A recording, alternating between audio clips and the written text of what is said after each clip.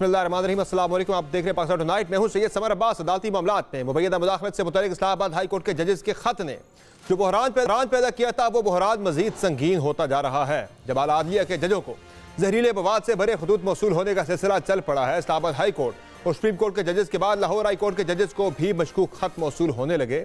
आज ही एक मशकूक खत लाहौर हाई कोर्ट के जज जस्टिस अली बाकर नजफी को भी मौसूल हुआ, जिसके बाद लाहौर हाई कोर्ट के जजेस को मिलने वाले मशकूक खतूत की तादाद 6 हो गई है। इससे कबल चीफ जस्टिस काजी फाइज ईसा समेत सुप्रीम कोर्ट के 9 जजेस, जबकि इस्लामाबाद हाई कोर्ट के चीफ जस्टिस आमिर फारूक समेत इस्लामाबाद हाई कोर्ट के 8 जजेस को भी मशकूक खतूत मौसूल हो चुके हैं। और इन मशकूक खतूत की तहकीकात से मुतल्लिक अहम पेशरफ हुई है, जब तहकीकाती इदारों को इन खतूत से मिलने वाले पाउडर में जहरीले मवाद यानी आर्सेनिक की मौजूदगी का इंकशाफ हुआ है। क्योंकि गुज़िश्ता रोज़ वज़ीर आज़म ने इस मामले की जामे तहकीकात किया है।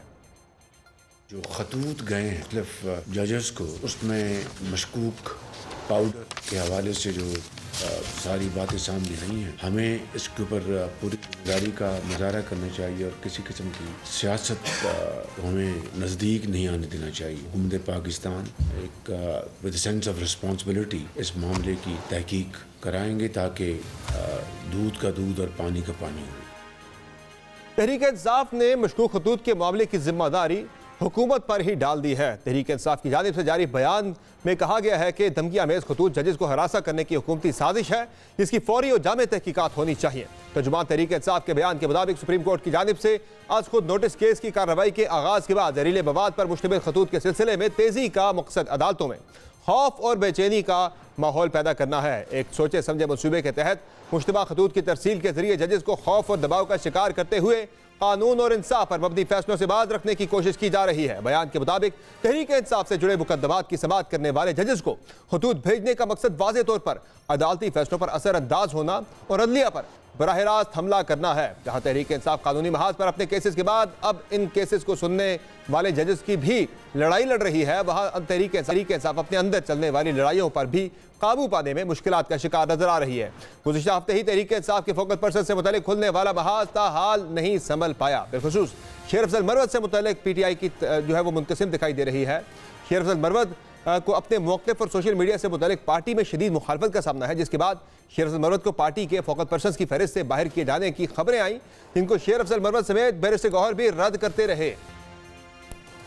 नहीं, वो हमने एडिशनल लोग बढ़ाए हैं, उनको निकाला तो नहीं है किसी को। जब खबरें आती हैं ना, पहले से किस्सा आ जाए तो वो सारी इतनी फैल चुकी होती है। मेरे पास भी वो खबर आई है, मैंने उसकी तस्दीक भी की है। जो सोशल मीडिया टीम उन्होंने बनाई है शेर अफजल मरवत साहब ने, वो भी उनको कहा गया कि उसको खत्म किया जाए, ये भी सदाकत नहीं कोई मीटिंग में कोई लड़ाई भी हुई है शेर अफजल मरवत और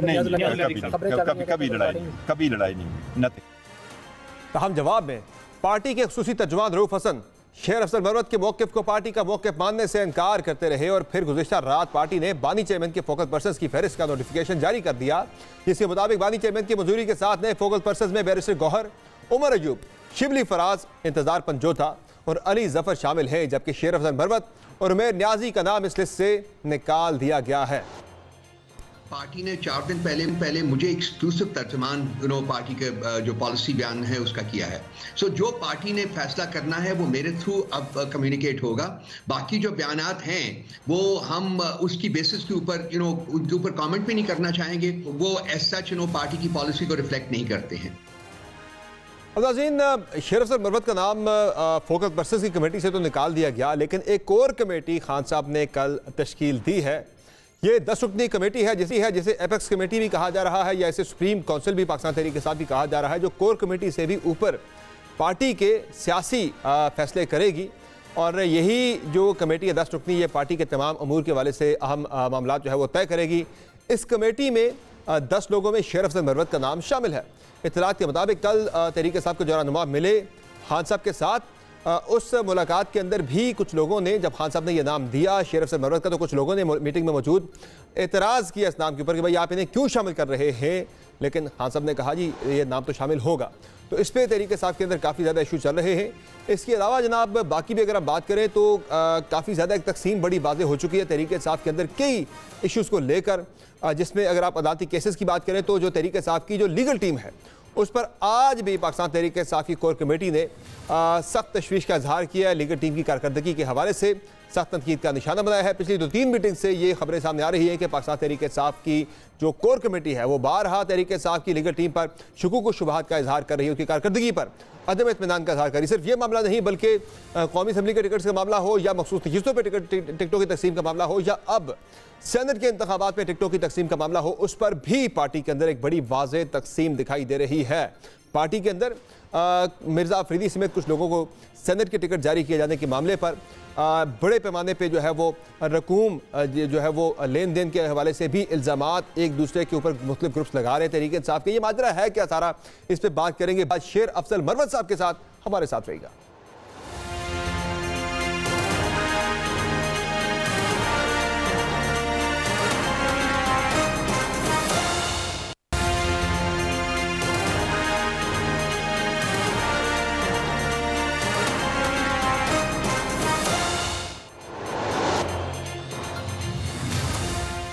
पाकिस्तान तहरीक इंसाफ के अंदर क्या चल रहा है, तहरीक इंसाफ हुकूमत मुखालिफ तहरीक को कैसे लेकर आगे बढ़ेगी, तमाम अमूर पर बात करेंगे। हमारे साथ मौजूद हैं शेर अफजल मरवत साहब, पाकिस्तान तहरीक इंसाफ के रहनुमा हैं। बहुत शुक्रिया मरवत साहब, अपने प्रोग्राम में ज्वाइन किया। सबसे पहले तो बताइए पीटीआई के अंदर क्या चल रहा है? 2 दिन से ये फोकल पर्सन कमेटी शेर अफजल मरवत का नाम है, शेर अफजल मरवत का नाम निकाल लिया गया, फिर वो बैरिस्टर गौर साहब कहते हैं जी नाम है, नए नाम ऐड हुए हैं। आपकी पार्टी के स्पोक्स पर्सन रऊफ हसन साहब कहते हैं नहीं जी वो तो पुराने तो फारिग हो गए। फिर उन्होंने एक नोटिफिकेशन भी निकाल दिया जिसमें 5 लोग उन्होंने कहा है, बाकी पिछले वालों के नाम जो है वो करेंगे सुपरसीडेड। बहुत शुक्रिया। चेयरमैन साहब के बयान के बाद किसी और बयान की अहमियत ही नहीं रहती है, और ये कोई इतना अहम मनसब था ही नहीं। शायद मीडिया में आजकल खबरों की किल्लत तो नहीं होनी चाहिए, क्योंकि एक पीटीआई में खबरों की किल्लत लगता है बहुत ज़्यादा है कि आपने ये इशू एक नॉन इशू का इशू बनाया हुआ है पीटीआई के अंदर। 6 फोकल पर्सन, तो फिर ये नोटिफिकेशन क्यों निकाल रहे हैं? बाज़ाब्ता उसमें सुपरसीडेड का लफ्ज़ निकाल के पिछले 2 मेंबर को सुपरसीड कर दिया गया है, 5 मेंबर ऐड हो गए। नोटिफिकेशन निकाल रहे हैं वो 5 जो ऐड हो गए उनको मैं दिली मुबारकबाद देता हूँ कि इतने मनसब जलीला पर सरफराज हुए हैं। बाकी मेरे लिए माना नहीं रखता है, मैं जिनको भी मुलाकात कराना चाहूँ मैं किसी भी टाइम करा सकता हूँ। ये हुआ क्या सारा, ये मकसद था क्या सारी एक्टिविटी का? पहले नाम आपका आया, उमैर न्याजी का आया, उसमें जो पहले आया था खान साहब उसमें आपका नाम था, उमैर न्याजी का नाम था, प्लस लिख के आगे हाथों से उसमें बैरिस्टर गौहर का नाम भी ऐड हुआ था बाद में।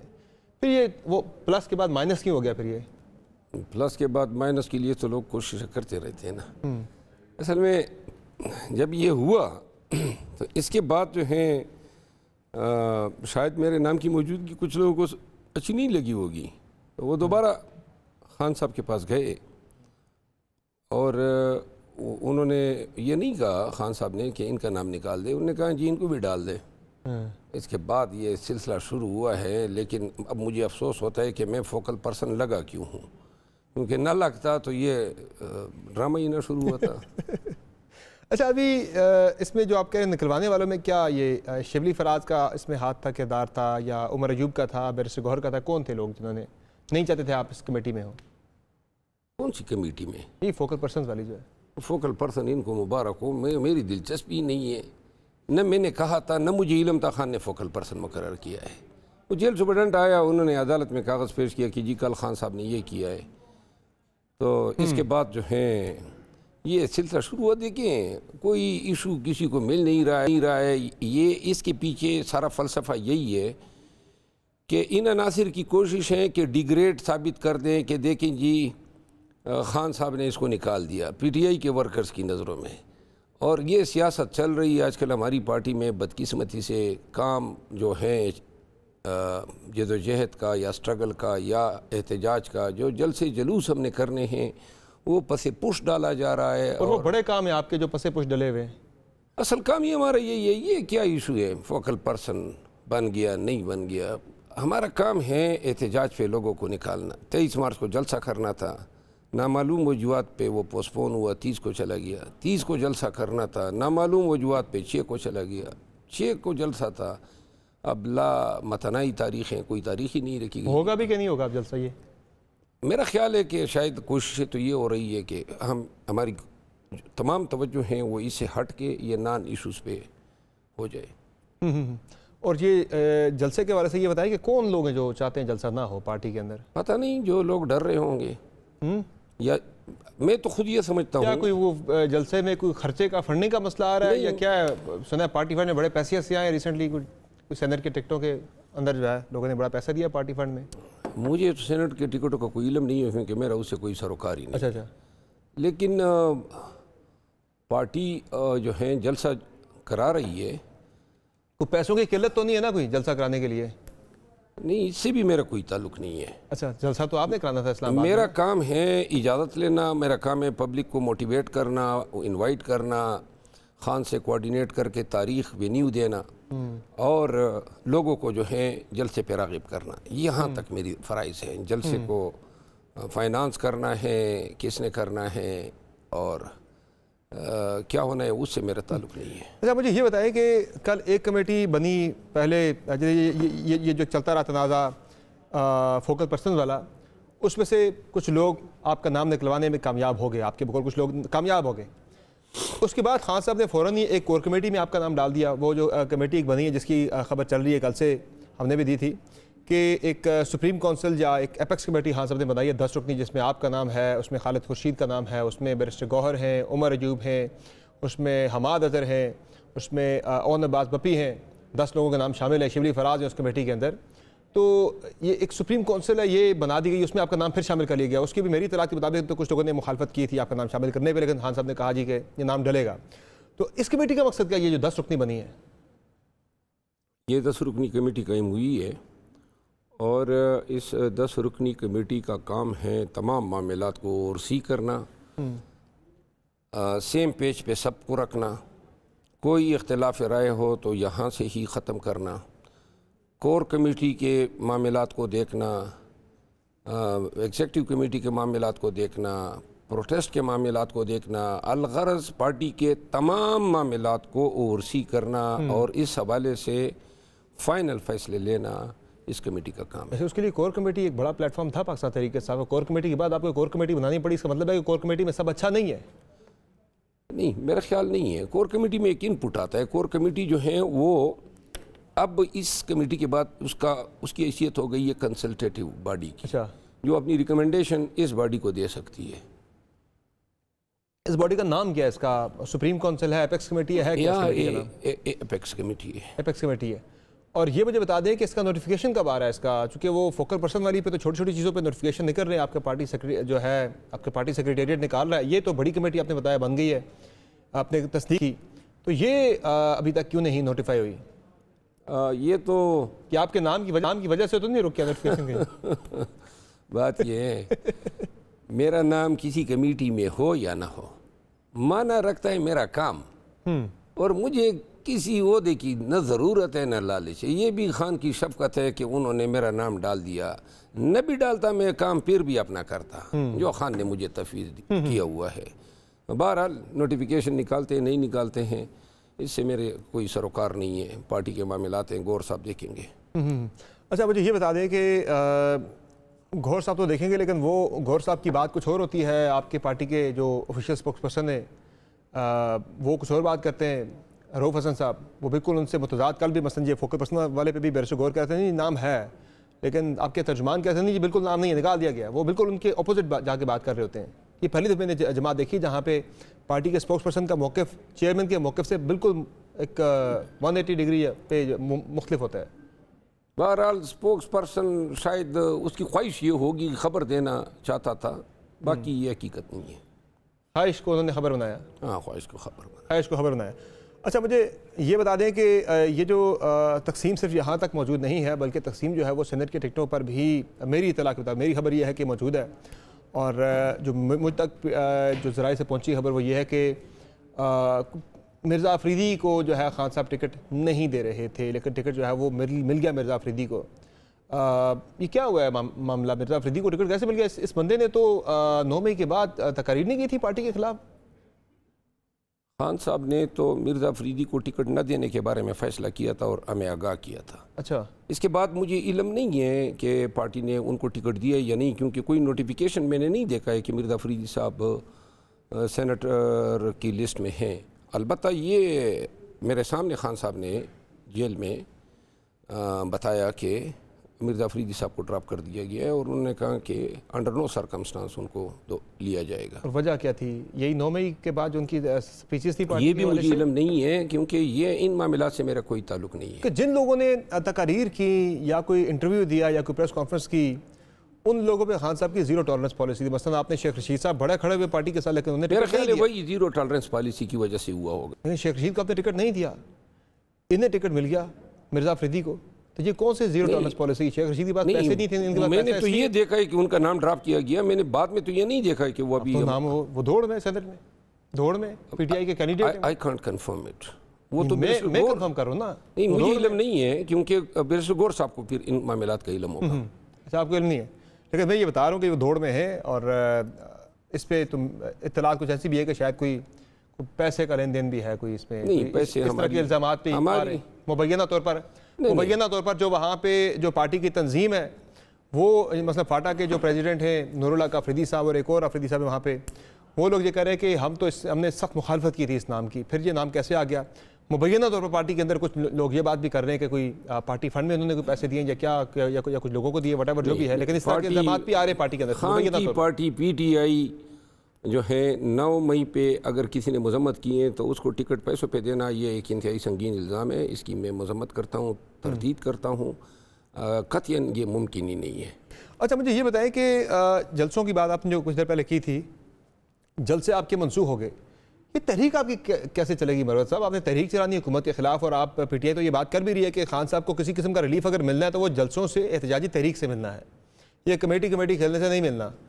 तो जलसे आप लोग कर नहीं पा रहे। अब एक आपका है वो ग्रैंड अलायंस का आपका जलसा जो है वो 14 को हो रहा है कोयटा के अंदर, बाकी आपकी पार्टी इनफेक्टिव है, बिल्कुल मैदान के अंदर नजर ही नहीं आ रही कहीं, बजाय अपने पार्टी चेयरमैन के, वानी चेयरमैन के हाथ मजबूत करने के यहाँ एक दूसरे को कमज़ोर करने में आपकी पार्टी लगी हुई है। ये चीज़ें हैं, इनका तदारुक होना चाहिए। देखिए, मैं जहाँ तक अगर कोई बोन ऑफ कंटेंशन समझता है तो 10 बस्त अर्ज करता हूँ सबसे, मेरा काम है एहतजाज के साथ, जलसे जुलूस के साथ। ये ग्रैंड अलायंस ने भी तो एहतजाज ही करना, आप उसमें ऑन बोर्ड नज़र नहीं आ रहे कहीं भी। ग्रैंड अलायंस पे मैं ऑन बोर्ड नहीं हूँ, वो असद कैसर साहब इसको हैंडल कर रहे हैं। क्योंकि ये जलसा जुलूस रैली कारकुनों को मुतहरिक करना, उसमें तो आपकी ज़ाहिर है पार्टी में काफ़ी ज़्यादा आपकी एक्सपर्टीज़ है इसमें, और आपने करके दिखाया भी है केपी के अंदर, और इवन आपने जो कराची में आपने रैली जलसे किए थे, लेकिन आपको यहाँ निकाल दिया गया इसमें से। यानी इस अमल में आप हैं नहीं, शामिल नहीं है, समझ में नहीं आ रही ये बात। नहीं, ये पार्टी का फैसला होगा, जो खान साहब का फैसला होगा मैं तामील करूँगा। खान साहब ने जिनको जो टास्क दिया है, ग्रैंड अलायंस हमारी पीटीआई के प्लेटफॉर्म से अपने जलसे और एहतजाज है, उनका काम या वो ताल्लुक़ मेरे साथ है। ग्रैंड अलायंस और हमारी एहतजाज उसमें मर्ज होगी, इसका क्या मॉडस ऑपरेंडी होगा, तरीक़ाकार होगा, अभी तक मेरी इस पे किसी से बातचीत नहीं हुई है। अच्छा, मुझे ये बताएं कि पीएससी का चेयरमैन आपने बनना था, वो भी कहीं इन्हीं बाहमी साजिशों के सियासतों की नज़र तो नहीं हो गया ये मामला? चूँकि उमर अयूब साहब को तो उन्होंने बना दिया है लीडर ऑफ की पोजीशन, लेकिन आपका मामला जो है वो लटका हुआ अभी भी। नहीं, मेरा ख्याल है सबका, अब कमेटी अभी कोई नहीं बनी है, इकट्ठे बनेगी, मेरा ख्याल ईद के बाद होगा। उसमें पार्टी से मुखालफत तो नहीं है कोई? किसी वक्त भी हुई होती, लोगों की ख्वाहिश होती है, और मेरा ख्याल है बहुत सारी ट्रालिंग इस वजह से भी हुई। ये पब्लिक अकाउंट कमेटी, और ये भी खान का फैसला था, खुद ही किया था और उन्होंने अनाउंस किया था, मुझे इल्म ही नहीं था, मुझे बैरिस्टर गौर साहब की वसातत से पता चला। जी हाँ, ये फैसला तो खान साहब का था, आपका फैसला तो नहीं था ये। अच्छा, मुझे ये बता दें कि ये जो चल रहा है, यानी आपने लड़ाई क्या लड़नी है, सियासी लड़ाई अपने पार्टी चेयरमैन के लिए, पार्टी अपनी ज़ाती लड़ाइयों में काफ़ी ज़्यादा उलझी हुई है। अब आपकी सबसे बड़ी लड़ाई जो है वो ज़ाहिर अपनी पार्टी की क़यादत को बाहर लेके आना, और दूसरा आपका जो मामला है वो जो आप कहते हैं कि आपका मैंडेट चोरी हुआ है उसको वापस लेना, मेक श्योर करना। दोनों चीज़ों में नज़र ये आ रहा है कि पार्टी की जो एफर्ट्स हैं वो जो है काफ़ी ज़्यादा मुतासर होती हुई नज़र आ रही हैं। रोज़ाना हम यानी जो भी आपकी कोर कमेटी का आती है, खबर आती है, वहाँ से ये आती है कि कोर कमेटी ने जो वकला टीम है पाकिस्तान तहरीक साहब की लीगल टीम पे अदम एतमाद का इज़हार किया कारकर्दगी के ऊपर कि वो खान साहब को रिलीफ क्यों नहीं दिलवा सकी। इवन जो इलेक्शन का मामला है उस पर भी अभी तक आपकी कोई जामे तौर पर तरीके साफ हमें नहीं कोई अपना केस बिल्ड करती हुई नजर आई। अभी मैं आपकी मुकम्मल तायीद करता हूँ, पार्टी की इन मामलात की वजह से हमारी जदोजहद को काफ़ी नाकाबिल तलाफ़ी नुकसान पहुँचा है। वर्कर्स की नज़रों में गिराने के लिए ट्रॉलिंग हुई, कैंपेन्स हुए, इसने भी, क्योंकि अगर लोग निकलते हैं मेरे वसातत से खान साहब के लिए तो इसमें पार्टी की मजबूती है, खान के काज की मजबूती है, और इस चीज़ को नुकसान पहुंचाया गया, बदकिस्मती से अपने लोगों ने किया। मैं बिल्कुल इस पे कोई दूसरी राय नहीं रखता हूँ कि जो गुज़िश्ता 1.5-2 माह से पार्टी के अंदर जो साजिशें हुई, आपने ये भी देखा कि कोर कमेटी का इजलास अभी ख़त्म नहीं हुआ होता है कि हमारे मेहरबान जो हैं मीडिया में ख़बरें फैला देते हैं, और अमूमन झूठी। और ये किस तरह की मेम्बरान कोर कमेटी हो गए जो इतने गैर जिम्मेदार हैं और इतने साजिशी हैं कि अभी बैठ रहे नहीं होते हैं कि जनाब शायद इजलास के अंदर से भी मीडिया को टेक्स्ट कर रहे होते हैं। तो इन चीज़ों ने पाकिस्तान तहरीक इंसाफ के वर्कर्स को ये समझ आनी चाहिए कि ये मीडिया ट्रॉलिंग ने, ये कैंपेन्स ने, PTI को अंदरूनी जो चपकलिशी थी, इसने हमें बहुत नुकसान पहुंचाया है। हमारी तवज्जो मेन का से हटा के इन अंदरूनी खलफशार की तरफ कर दी है। कितने ग्रुप्स हैं पार्टी के अंदर? मेरे ख्याल में हर एक शख्स अपनी ज़ात में एक ग्रुप है। एक तो बड़ा ग्रुप नजर आता है कि एक तो बड़ा वाज़ेह है, वो एंटी शेर बरवत ग्रुप तो बड़ा डोमिनेट नजर आता है पार्टी के अंदर, जो कि बड़े अहम ओहदों पे लोग बैठे हैं पार्टी के अंदर, वो आपके बड़े सख्त खिलाफ है। ये मुखालफत की वजह है क्या मरवा साहब? बाय द वे, मुखालिफत की तो मुझे जो समझ आ रही है, ये जो एहतजाज जो हैं, ये जलसे, कन्वेंशन, जुलूस, इनकी कामयाबियों ने खान को मेरे काम से खुश कर दिया। और यही वजह है कि खान साहब मुझ पे बार बार एतमाद करते हैं और हर चीज़ में ऑन बोर्ड रखते हैं। और ये जो एहतजाज की अब मुखालिफत शायद पार्टी के अंदर से हो रही है, और ये जो जलसे न होने दिए जा रहे हैं, इसके पीछे शायद मोहरक यही हो कि ये कामयाबियाँ रुक जाएंगी तो शायद जो है थोड़ा सा। अच्छा, वो आतिफ खान ने जो लिखा, ट्वीट एक लिखा, वो तो अब लोग आपका नाम लेके वो कह रहे हैं, आतिफ खान कहे मरवत साहब का मसला ये, वो कहते हैं कि मैं डायरेक्टली खान साहब को रिपोर्टिंग हूँ। कहते पार्टी में तंजीम होती है, डिसिप्लिन होता है, उसके अंदर आना पड़ता है आपको। कह रहे इनकी मर्जी ये डायरेक्टली उनको रिपोर्टिंग हो। कहते पार्टी में ऐसे तो नहीं होता। आतिफ खान ने कब लिखा ये? उन्होंने ट्वीट किया है। क्या वो कह रहे शेर हसन मरवत साहब की ये मर्जी होती है कि मैं डायरेक्टली खान साहब को रिपोर्टिंग, मैं किसको रिपोर्ट करूं? उन्होंने कहा पार्टी होती है, तंजीम को आपने तंजीमी सेटअप के अंदर आपने चलना होता है। आतिफ खान साहब मेरे दोस्त हैं, उनको शायद मेरे इस काम के हवाले से कि मैं क्या कर रहा हूँ, हर एक आदमी अपने काम के साथ जो है जवाबदेह हैं। जो काम मुझे खान साहब देते हैं तो मैं किसको रिपोर्ट करूँगा? खान को रिपोर्ट करूँगा या किसी ABC को करूँगा? लिहाजा मेरा काम खान साहब से है, खान साहब से मुताल्लिका है। और बाकी बात यह है कि यही काम बार बार कह चुका हूँ कि जो हजरात आगे ये ज़िम्मेदारियाँ बटोरना चाहते हैं, शेयर करना चाहते हैं, आगे आ जाए, और इंशाअल्लाह उनको हम मुकम्मल मौक़े देंगे एहतजाज में सीना सफ़र हो के सड़कों पे निकलने का, जलूसों का, बिलखसूस पंजाब में। यही काम है मेरा। बाकी कौन सा दूसरा काम है जो मैंने आज तक किया हो? यही कन्वेंशन, एहतजाज, जलसे, जुलूस, झंडा निकालना, लोगों को निकालना। 9 मई के बाद इसी काम पे शुरू हूँ और आज तक उसी काम पे लगा हुआ हूँ। और लीगल टीम से भी आपको केसेस से खान साहब के जो मेरी असेसमेंट है, वो जो मैंने देखा, काफ़ी सारे केसेस आपको उन्होंने एक एक करके अलहदा कर दिया है। मेरा ख्याल है ये भी आपकी बात दुरुस्त है। अच्छा। और मेरी अप्रोच बेसिकली इसमें आपकी परफॉर्मेंस का मसला है या परफॉर्मेंस तो अप्रोच का मसला है, या वो जो आप बयान कर रहे हैं जेलसी फैक्टर, क्या वजह है? मैंने खान साहब का आज तक कोई केस में हारा नहीं हूँ, खान साहब का कोई केस हारा नहीं हूँ। और डिफरेंस ऑफ ओपिनियन रही है, शायद खान साहब के अपना फैसला रहा है। और वो ये थी कि मेरी राय ये रही है कि जिस तरह नून ने पाकिस्तान तहरीक इंसाफ के मुकदमात के फैसला करने वाले जज साहिबान की ट्रालिंग की, उनके खिलाफ कैंपेन्स की, उनको हेड ऑन लिया, जिस तरह बंदियाल साहब, एजाजुल हसन साहब, नकवी साहब, या एनी जज जिसने थोड़ी बहुत रिलीफ दी बशमूल पेशावर हाई कोर्ट के। मेरी राय ये थी कि हमें बहुत ही एग्रेसिवली अपने केसेस को कंटेस्ट करना चाहिए, और ये इस राय से इत्तेफाक नहीं किया गया। सही। वरना अगर मेरी पॉलिसी जो है मानी जाती तो शायद हम 4 महीने कबल खान साहब के केसेस पे हाई कोर्ट से फैसले ले चुके हुए होते। आपके दबाव की हिकमत अमली जो है वो काम आती है, तो तभी आजकल दबाव की काफ़ी बातें चल भी रही हैं। इस्लामाबाद हाई कोर्ट के जजेस ने ख़त लिखा दबाव के वाले से, फिर उनको वो ख़त आना शुरू हो गए। ये मशकूक जो है, ये क्या मामला है खतूत वाला? मरवा साहब आपकी क्या टेक है इसके ऊपर? ये जो आ रहे हैं जजों को पाउडर वाले ख़त जो वसूल हो रहे हैं। इब्तिदा में तो हमने भी सीरियस लिया, हमने इसको इंतराक समझा, पता चला एंथ्राक्स नहीं है, एक शोशा है। हाँ। और दूसरी बात यह है कि इन खतूत के ज़रिए शायद वो असल ख़त से लोगों की तवज्जो हटानी थी। सही। असल ख़त है वो 6 जज साहिबान का ख़त। अब मीडिया की जीनत बना दिए गए ये पाउडर और ये दम की आमेज़ खतूत, जो बेसिकली तो अब नज़र ये आ रहा है कि सिर्फ़ एक शोशा था। सही। क्योंकि कोई संजीदा मवाद नहीं है। अलबत्ता जिसने भी ये काम किया है बड़ी जहानत से किया है और इसके पीछे मुहर्रिकात सियासी है। अच्छा, मुझे ये बताएं कि ये जो कल बयान दिया मीर मुकाम साहब ने कि खैबर पख्तूनख्वा के अंदर अगर उन्होंने इसी तरह से बहरान बरकरार रखा जो कि वो मेंबरान के हल्फ तक नहीं ले रहे, असम्बली का इजलास नहीं बुला रहे, कह रहे कि हम वहाँ पे गवर्नर राज लगा देंगे, ये तो बड़ी थ्रेट है, बहुत बड़ी। ये शौक भी ये पूरा कर ले, कोई फ़र्क नहीं है।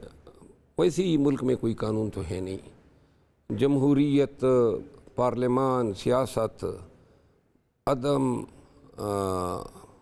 वायलेंस, बर्दाश्त, ये सारी चीज़ें गायब हैं। मुल्क में बेसिकली सिक्का बंद बदमाशी चल रही है, जिसको हम अदालती ज़बान में गुंडागर्दी कहते हैं कि जो वो चाहते हैं वही होता है, न कानून है न असूल हाय कवानीन है। सही है। चले बहरहाल इस पर आप अगर मुतहद होकर अपनी फाइट लड़ें तो शायद आप दे भी सकते हैं।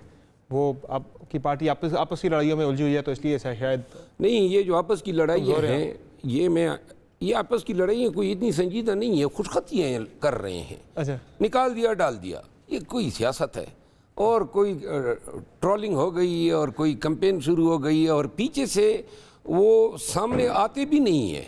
गुलाम नबी, सैयद रसूल, अबू बकर और इन लोगों को आगे किया हुआ है, ताने बाने कहीं और से हिल रहे हैं। अच्छी तरह हमें इदराक है, हिल रहे हैं, आपको पता कि वो पार्टी के अंदर से वो तो जो भी हिला रहे हैं सोच उनकी बड़ी छोटी है। भाई एहतजाज पे फोकस करो, छोड़ो इन छोटी चीज़ों को, साजिशों को या टांग खींचने के अमल को। ठीक है, बहुत शुक्रिया भरोसा साहब, आपने अपना कीमती वक्त दिया। प्रोग्राम नाज़रीन, आपने तफसीली गुफ्तगू मुलाहिज़ा की। शेर अफजल भरोसा साहब की बड़ा कैंडिडली इन्होंने इश्यूज़ के ऊपर गुफ्तगू की कि मानते हैं कि वाक़तन पार्टी के अंदर जो है ये मसाइल जो चल रहे हैं, खींचातानी, ये पार्टी के जो अहदाफ हैं उनके असूल में एक बड़ी रुकावट है। प्रोग्राम में एक ब्रेक लेंगे, ब्रेक से वापस आएंगे, बात करेंगे पाकिस्तान के मुआशी मसाइल के हवाले से।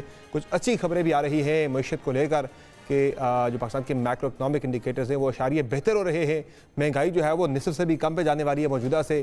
क्या होने जा रहा है आने वाले दिनों में, बात करेंगे ब्रेक के बाद। हमारे साथ रहिए।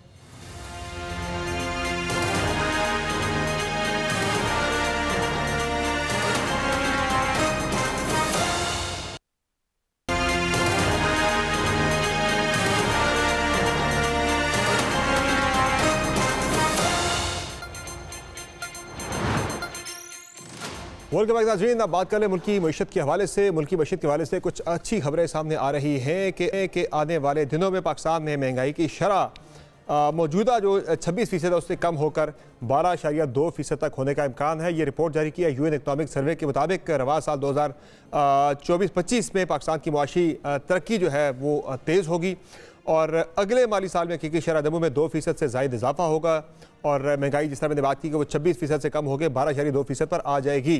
फिर इसके अलावा यूएन इकनॉमिक सर्वे में मजीद ये भी कहा गया कि सियासी अदम इस्तेहकाम ने मुआशी तरक्की, कारोबार और शहरियों को मुतासर किया। 2022 के सैलाब के हवाले से भी बात की गई है कि उससे भी तबाही से ज़रूरी पैदावार और मईशत मुतासर हुई। ताहम 2023 में IMF से मुआहिदा दुरुस्त और इसके अलावा दोस्त ममालिक की मदद से मईशत जो है वो संभलना शुरू हुई। और इकनॉमिक सर्वे के मुताबिक तवानाई के शोबे में सब्सिडीज़ के खात्मे और माली नज़्म व ज़ब्त से मुआशी इस्तेहकाम आना शुरू हुआ। इससे कबल वर्ल्ड बैंक और ब्लूमबर्ग की रिपोर्ट्स में भी पाकिस्तान में मुआशी इस्तेहकाम के आसार नुमायाँ होने की तस्दीक की गई है।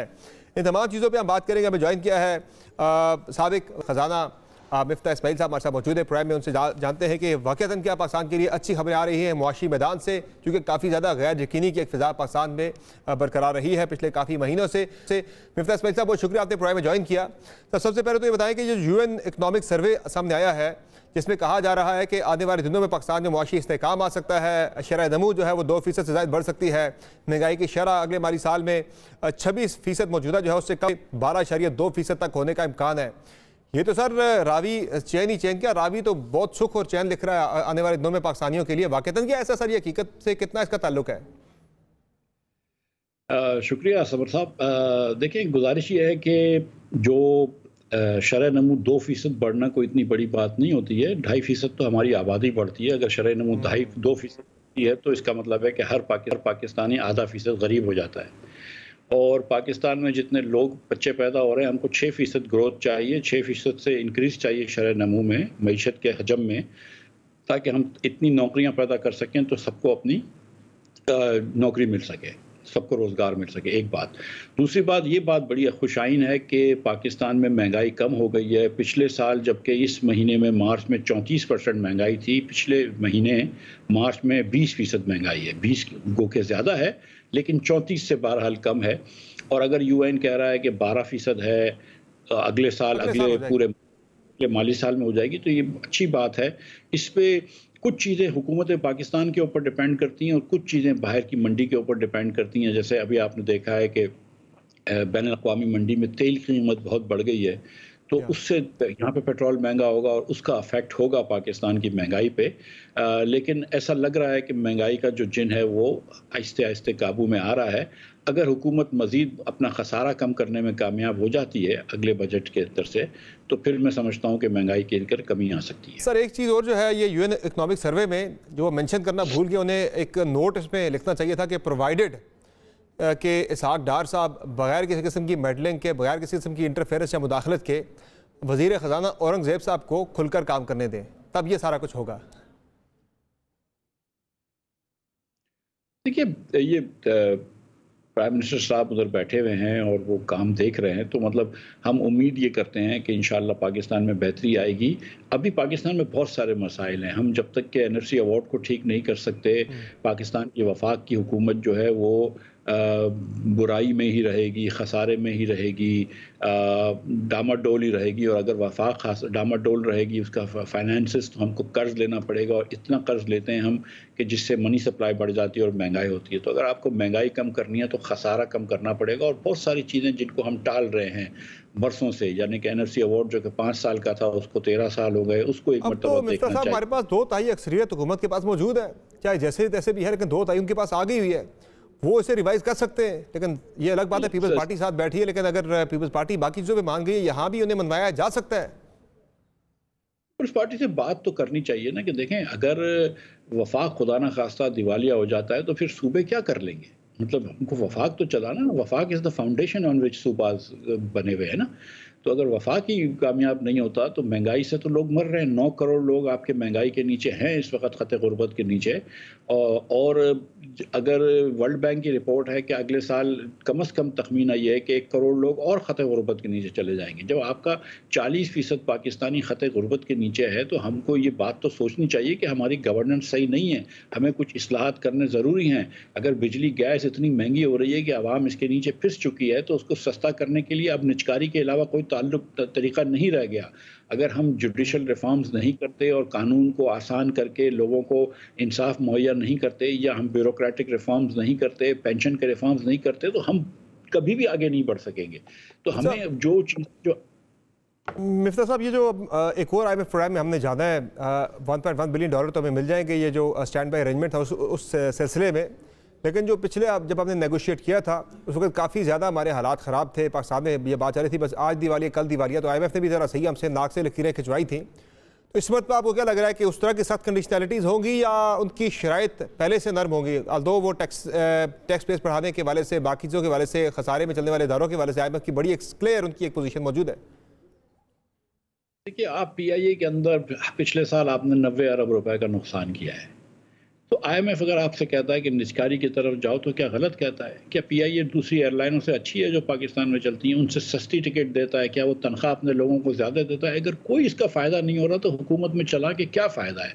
जो लोग ये कहते हैं कि चीज़ें हुकूमत में चल रहने दो, कि मतलब हुकूमत पाकिस्तान में पेट्रोल पंप भी चला रहा है PSO के तहत, पाकिस्तान में डिस्ट्रीब्यूशन और बिजली की कर रहा है, जिसके अंदर पता नहीं कितनी कितनी जगह पे आप 17, 18, 20% जो है वो लाइन लॉसेस हो जाते हैं। आपके कितनी जगहों से आप बिल नहीं इकट्ठे कर सकते। आप जिनको 90% ऐसे फीडर्स हैं जहाँ से बिल नहीं इकट्ठे कर सकते, तो आप ये क्यों कह रहे हैं कि हुकूमत में रहने दो? जो पाकिस्तानी किसी पाकिस्तान के थाने को, खैबर से लेकर कराची तक, आप 10 मिनट किसी थाने में चले जाएँ, 10 मिनट किसी कचहरी में चले जाएँ, आपको पाकिस्तान की हुक्मरानी नज़र आ जाती है। कोई पार्टी हो, कोई हुकूमत हो, आपको पाकिस्तानी हुक्मरानी नजर आ जाती है। आप इस हुकूमत से बच्चे तो हम पढ़ा नहीं सकते। 40 अभी ये रिपोर्ट आई है कि 22% सिंध के अंदर बच्चे हैं जो उर्दू या सिंधी के अंदर एक पूरा वो छोटी सी कहानी पढ़ सकते हैं। 24% बच्चे हैं जो एक जुमला अंग्रेजी का पढ़ सकते हैं, और मेरे ख्याल से 24% बच्चे हैं जो एक 2 डिजिट का सम सॉल्व कर सकते हैं। 5वीं जमात के बच्चे 2nd ग्रेड की एग्जाम नहीं पास कर सकते। हम कहाँ लेके जा रहे हैं अपने मुल्क को?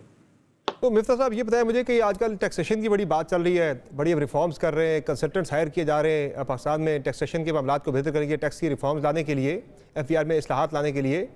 आपने भी कोशिश की थी ताजरों को टैक्स नेट में लाने के लिए, रिटेलर्स को नहीं ला सके थे। उस वक्त तो मरीम साहबा का गालिबन फ़ोन आ गया था।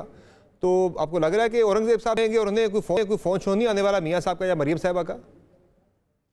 लेकिन जब लास्ट टाइम हमने किया था तो वो मेरा एक शौक़ था और मेरा ये ख्याल था एज अ फाइनेंस मिनिस्टर कि पूरे पाकिस्तान के हर शोबे से टैक्स लेता हूँ। अगर मैं नौकरी पेशा लोगों से 50,000 रुपए के ऊपर टैक्स शुरू कर देता हूँ, जो कि शहबाज मैं दोनों नहीं चाह रहे थे, लेकिन IMF का इंसिस्टेंस था, और 1 लाख रुपए वाले से ऊपर हम 10% टैक्स ले रहे हैं, लाख रुपए कमाने वाले से। तो पाकिस्तान में अगर 22.5 लाख दुकानदार हों, उसमें से सिर्फ 30,000 इनकम टैक्स देते हों और 22,20,000 दुकानदार टैक्स नहीं देते हों, तो ये ज्यादती नहीं है? हम किस मुंह से उन मेहनतकश लोगों से जो कि नौकरी कर रहे हैं उनसे टैक्स लेते हैं कि दुकानदारों से ना लें? और ये दुकानें जो है, मतलब आप जानते हैं समर साहब कि ये F6 में जो दुकानें हैं, F7 में जो दुकानें हैं, जो लिबर्टी चौक में लाहौर में दुकानें हैं, जो MM आलम रोड, जो कराची में तारिक रोड पे या जमजमा में दुकानें, ये करोड़ों रुपए की तो दुकानें हैं, इस पे करोड़ों रुपए का माल पड़ा। क्यों नहीं इन्हें लाना मुश्किल होता? हर दफा टैक्स नेट पे लाना क्यों मुश्किल होता है? ये पॉसिबल क्यों नहीं होता? वजह क्या है? नहीं समझ। देखें, ये हुकूमत को थोड़ा सा सियासी दबाव लेना है, 2-3 दिन की बात होती है। मैं नहीं समझता हूँ, और अब तो मैं समझता हूँ कि ऐसा एनवायरनमेंट बन गया है, हम लोगों ने बातें कर ली हैं जो 1 साल से, तो अब एनवायरनमेंट बन गया है कि अब कोई बात नहीं होगी। देखें, पिछले आज से कुछ साल पहले जब PIA की प्राइवेटाइजेशन होती थी तो बड़ा ऑब्जेक्शन होता था, लेकिन इस बार भी हुकूमत ने ऐलान किया कोई ऑब्जेक्शन नहीं उठा रहा, क्योंकि हम थक गए 90 अरब रुपए साल के देकर। इसी तरह दुकानदारों को अब कोई अखलाकी कोई जवाज़ नहीं है कि आप कहें कि भाई मैं टैक्स से मुस्तस्ना हुई। तुम पाकिस्तानी नहीं हो? तुम्हारा फर्ज नहीं है कि इस मुल्क के चलाने के अंदर तुम पैसे डालो? ये जो रोड बनाते हैं जिस पे गाड़ियां चल के दुकानों पे जाती हैं, ये किसके पैसों से बनता है? ये हुकूमत के पैसों से बनता है ना, पैसों से बनता है। तो इनको ये बताइए मिफ्ता साहब, फाइनली के डॉलर के वाले से आ रही है कि भाई डॉलर पाकिस्तान में सरप्लस हो गया है और कोई आप लेने को तैयार नहीं है। ये कितना इससे फर्क पड़ेगा मार्केट में? मजीद डॉलर कितना नीचे जाएगा? रुपया कितना स्टेबल होगा? देखिए, जो हकायक की बात है वो ये है कि स्टेट बैंक ऑफ पाकिस्तान ने मार्केट से, इंटर बैंक मार्केट से काफ़ी अरसे से काफ़ी डॉलर ख़रीदे हैं। इसका मतलब है कि डॉलर की कोई कमी नहीं थी। लेकिन ये बात भी दुरुस्त है कि कुछ पेमेंटें जो स्टेट बैंक को करनी चाहिए बाहर की कंपनियों को, दीगर कंपनियों को, वो हमने नहीं की हुई हैं। तो डिमांड भी थोड़ी सी अनफुलफिल्ड है, लेकिन थोड़ी सी सप्लाई भी है। डॉलर का रेट सर किसी को तयन ना करना चाहिए, ना कोई प्रेडिक्ट कर सकता है। इसके मार्केट के ऊपर छोड़ दें तो ज़्यादा अच्छा है। एक्चुअल रेट क्या आपकी नज़र में सर इसका जो है वही है या इससे कम या ज़्यादा है? सर मैं सचमुच में आपको बताऊं कि ये कोई इकोनॉमिस्ट आपको ये नहीं बताएगा दुनिया के अंदर कि एक्चुअल का रेट क्या होना। रेट वही होता है जो मार्केट का होना चाहिए। ये जो लोग बताते हैं ये रेट होना चाहिए, सचमुच उसका मतलब नहीं पता कि क्या हो रहा है। ठीक हो गया, बहुत शुक्रिया मिफ्ता साहब, आपने प्रोवाइड की वक्त। नाज़रीन, आज की शो में इतना ही। अपना बहुत ख्याल रखिएगा, इजाज़त दीजिए, अल्लाह हाफ़िज़।